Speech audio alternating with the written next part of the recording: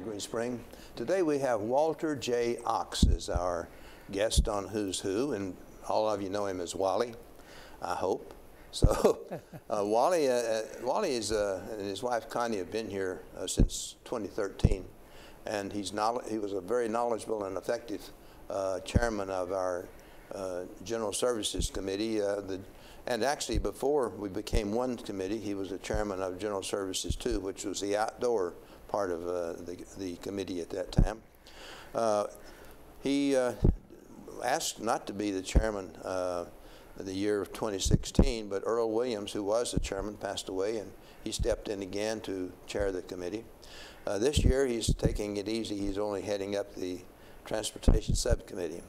So, Wally, before we get into your career, would you tell us a little bit about your family, your current family, your wife and children?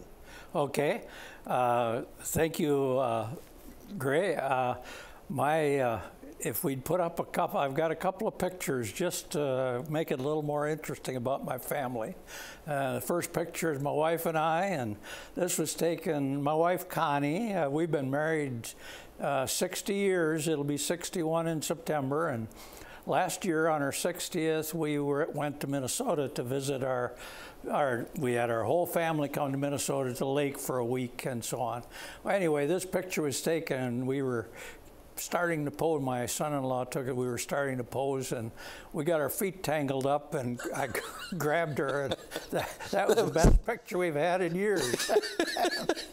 Now, did you go back to Springfield?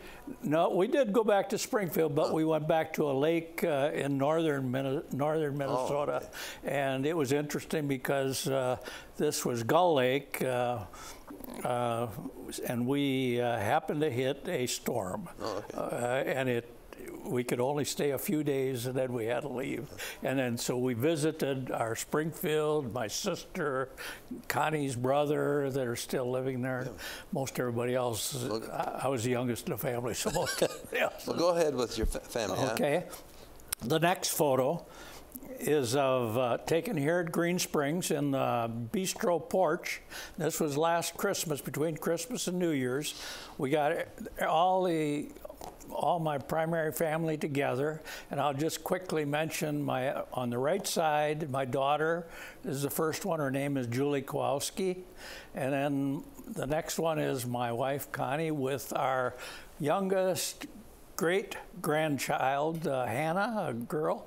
She's now going to be 10. She was just 10 months old the first of the month. And next one beside her is my son, Brian.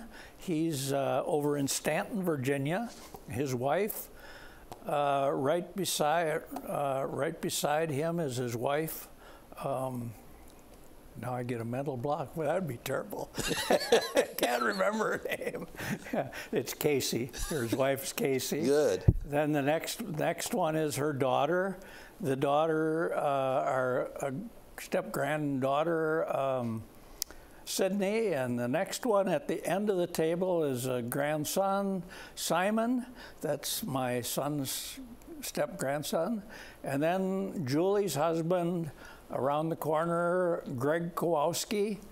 And the next one is my grandson from Julie, which is Eric. He's a Navy pilot in Japan right now. And then that ugly guy, next guy is me. And then Danielle, Michael's husband. Michael is the one on the right, the first one on the right. He's the oldest grandson of Julie, or Julie's son, our oldest grandson. He's 36 or something like that, and his wife, Daniel, right beside him, and Hannah is their baby.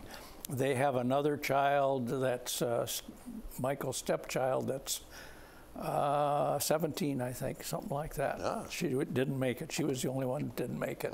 Then there's one more picture of our youngest great-granddaughter, Hannah, when she was 9 months old, if they show it. No, they're not going to show it. Okay. Okay. All right. Well, you've got then your kids and grandkids are spread all around the. They're all here. My daughter is in is in Annandale, and my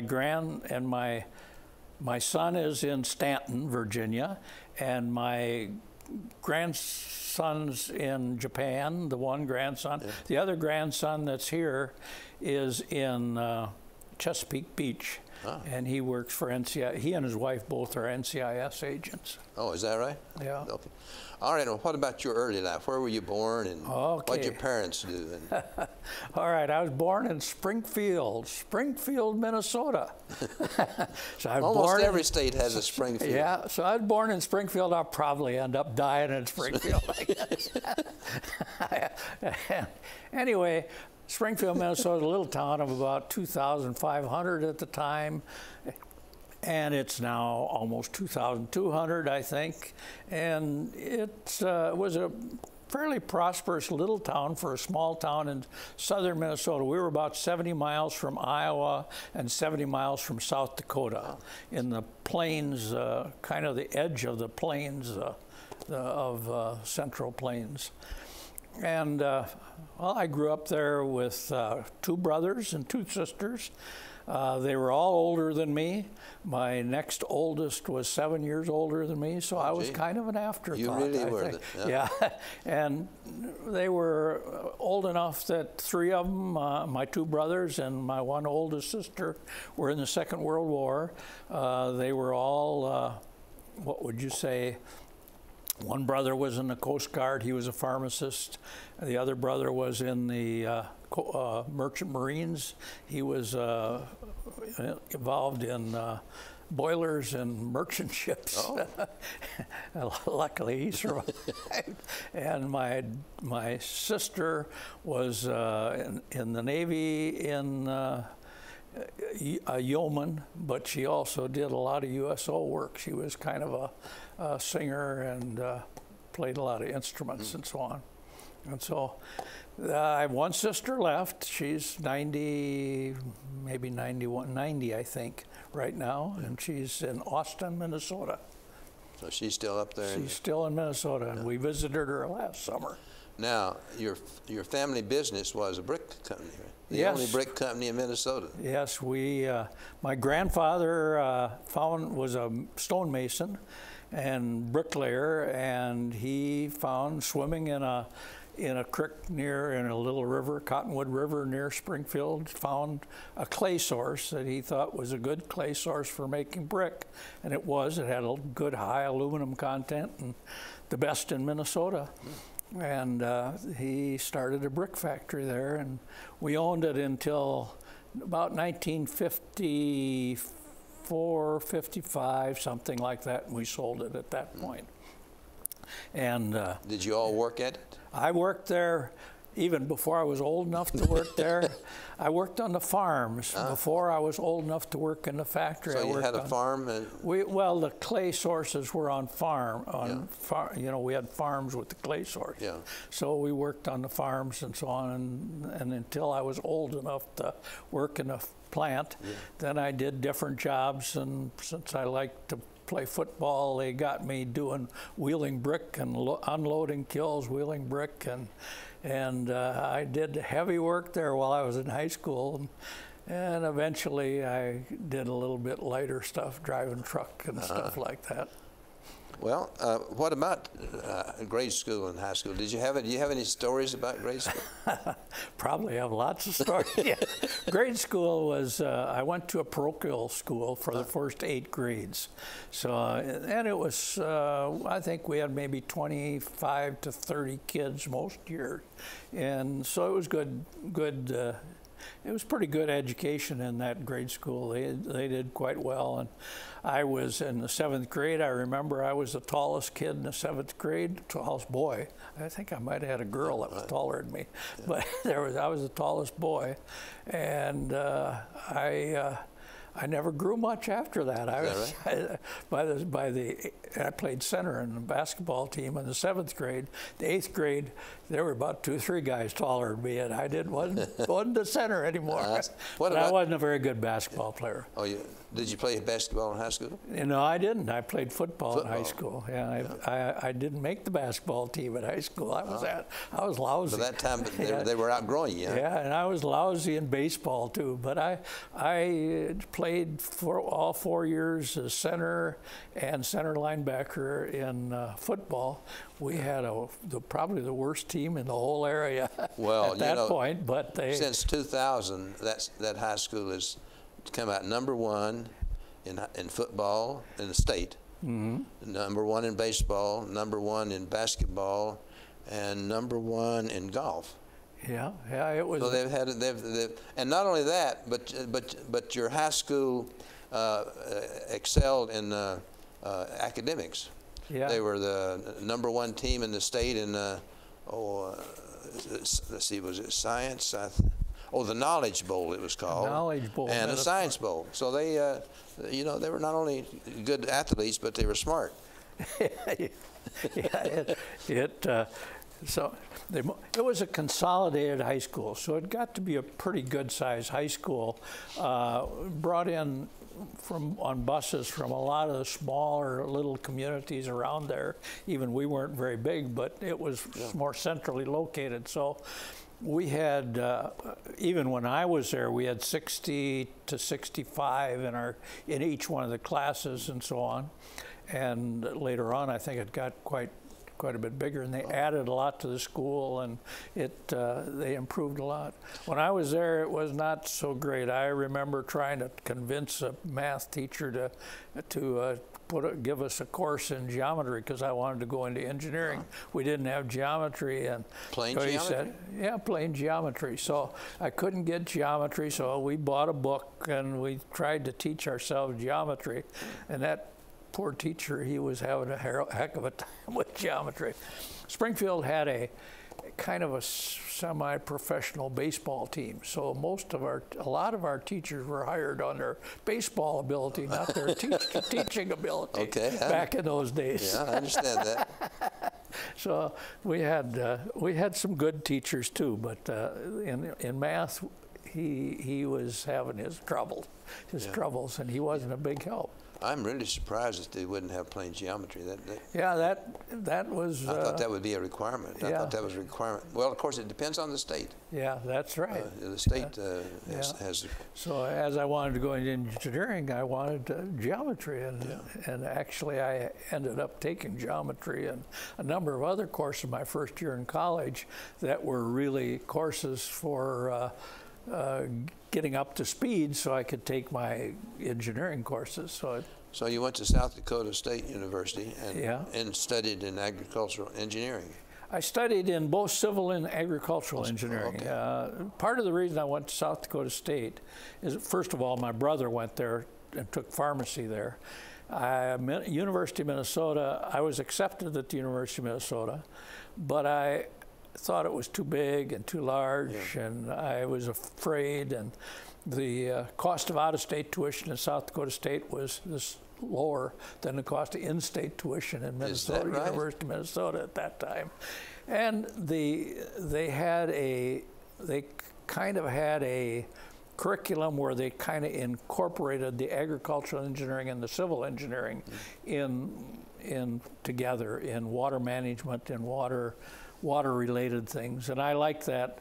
University of Minnesota had something similar to that, but the two departments were so separated that I thought the other would be better for me. I was a young, shy guy, and I didn't like the University of Minnesota that well. So you really had in mind, when you studied agricultural engineering, you really had in mind the drainage and the flood control and all that sort of thing when you started? When I started, I had water in mind. Yeah. My father wanted me to go to Iowa State University and take ceramical engineering. He insisted. That would have helped in the brickworks. Yeah, he insisted I do that. Well, I was a little stubborn, and I thought that would limit me to only working in the brick factory the rest of my life. I didn't want that necessarily. So I understand that. I said I wanted to take something that was broader, and that's why I went into civil engineering and agricultural engineering. And then to his to his benefit, he said, well, once you get in school, we'll try to get you a job with one of the consulting engineering firms. So once I got in college, then I worked all summers and even Christmas breaks and so on for a consulting engineer who did a lot of drainage work in the region there. And so then I really got hooked on ag engineering. Initially, I was basically taking civil engineering. Then I got more into the ag engineering. Well, now, just what is agricultural engineering? Agricultural engineering has about 4 or 5 areas. Electrical, and they combine with the electrical engineers quite a lot. Then there's structural engineering, that's for buildings and so on. And then there's a mechanical one that's all the machinery and all the farm machinery and all that sort of thing. And then there's an irrigation and drainage area that combines with a lot of the civil engineering stuff and project work and so on. And there's a food science area too in there. And now most schools that have agricultural engineering now call it agricultural and biological engineering, or biosystems engineering or something along that line. And they have a lot of environmental things and environmental activities related to engineering and food supply and the food chain and so on. Very interesting. Now, before we get started into your jobs involved flood control and drainage, and would you try to describe for us so that we have an understanding of what you were really doing and all of the different jobs that you had throughout the... Okay. I mean, I think that'll help us put into context what you're... But you've got to do it in a minute or two, Wally. Well, yeah, that's...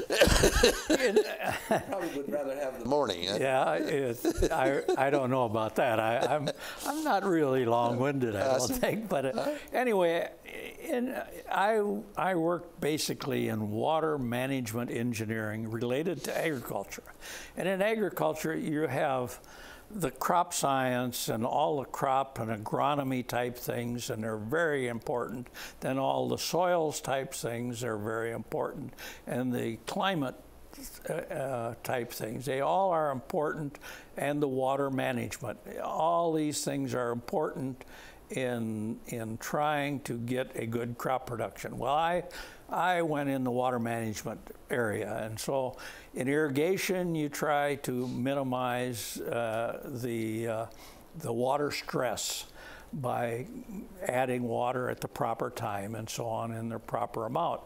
And in drainage, your soil cannot be too saturated, or the crops cannot, they kind of drowned out, you might say. And so there's, in the humid areas of the country or the tropical areas, you have excess water in the soil profile and on the soil surface that you have to get rid of. On the soil surface, it's kind of flood control and surface water drainage. Within the soil profile, then it's more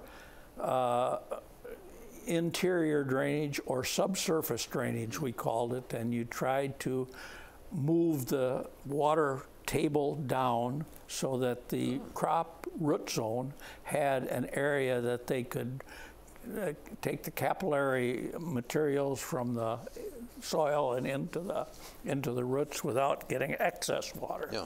In the arid areas, there's salt in the soil, more salt in the soil. In the humid areas, most of the salt has been saturated or leached from the soil. But in the humid area, or in the arid areas, you had to leach some of that out through a drainage system to start an area where you wanted to do new irrigation, or to maintain that irrigation over a long period of time. There's areas like Mesopotamia and so on where that's what ruined their cropping system and so on. And so they had too high. Their salts got built up higher and higher and higher. And in Afghanistan, for example, in the Helmand Valley, the Bureau of Reclamation built for U.S. aid and for the Afghan government many years ago a dam and set up an irrigation system, but the Afghans didn't want to put in a drainage system. So 20 years later, they hired us to come in and put in the drainage system when they needed it. So in about 20 years, their lands were salting up to the point where they needed a drainage system for. Well, I would assume then that your early jobs, you were working in South Dakota, as I recall. Yes. And your early jobs then were really sort of local for the townships or the counties. Yes. And after a period of time, about 3 or 4 years, that you got into Minnesota where you had the whole state. I started out in South Dakota. Yeah. That's right, and they hired me. Watertown, South Dakota. Yeah, when I went to work for what was called the Soil Conservation Service at that time, it's now called the Natural Resource Conservation Service. I was looking at the Corps of Engineers and the Soil Conservation. The Corps of Engineers wanted to train me in 3 different locations, once on an Air Force base in Minot, North Dakota, and then on a Oahe Dam on construction, and then in the regional office in Omaha. I thought, geez, that was 6 months in each place. If they're going to move me 3 times in a year and a half, I don't want to work for them. So I went to work for the Soil Conservation Service, and I think I moved about 8 times in 15 years or something like that. Yeah. In the next 15.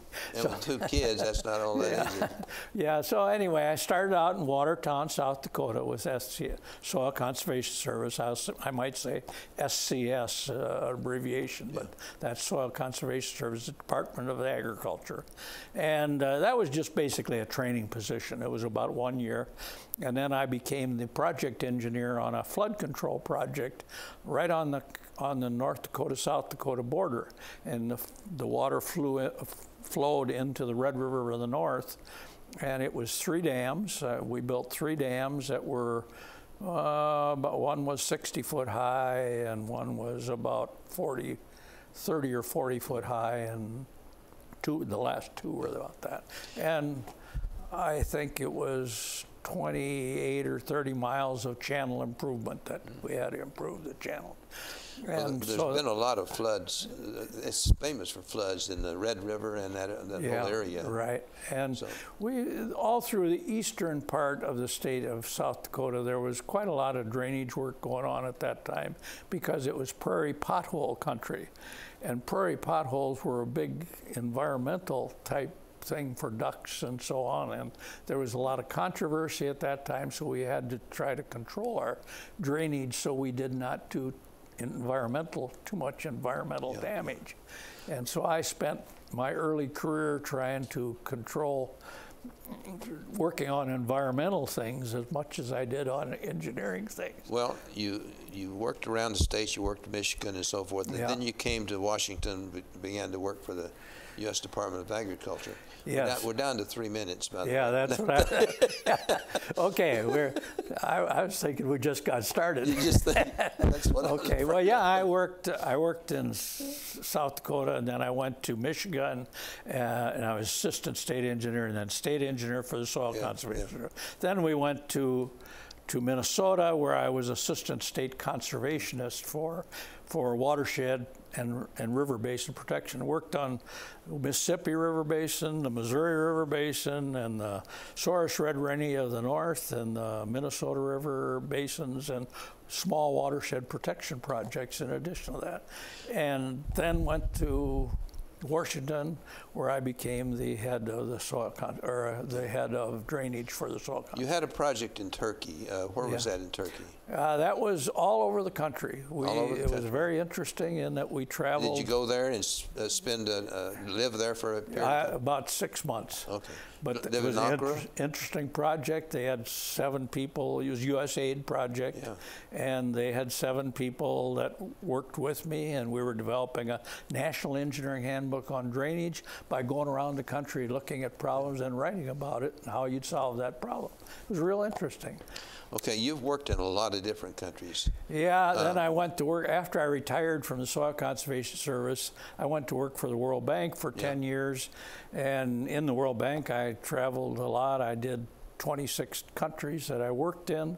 And it was all solving these kind of problems. Yeah, mostly irrigation, drain. Most of them were drainage problems. Yeah. Sometimes I'd get an erosion control problem, sometimes, but it was heavy on that. And then we started our own company after that.